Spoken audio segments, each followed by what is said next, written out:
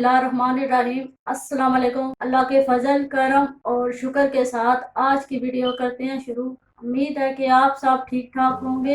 तो आज हम बनाएंगे कच्चे कीमे के कबाब। कच्चे कीमे के कबाब बनाने के लिए हमें कौन कौन सी चाहिए, चले आपको भी साथ दिखाते हैं और बनाते हैं। आधा किलो बीफ का कीमा, 2 दरमियाने साइज के प्याज, 5 हरी मिर्चें, अगर कड़वी हैं तो 2 लें, मैंने 5 ली हैं।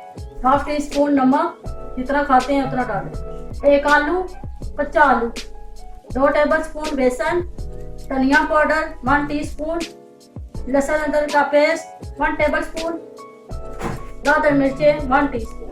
तो ये चीज़ें मैंने आपको दिखा दी हैं, इनको उठा के साइड में करते हैं। तो आगे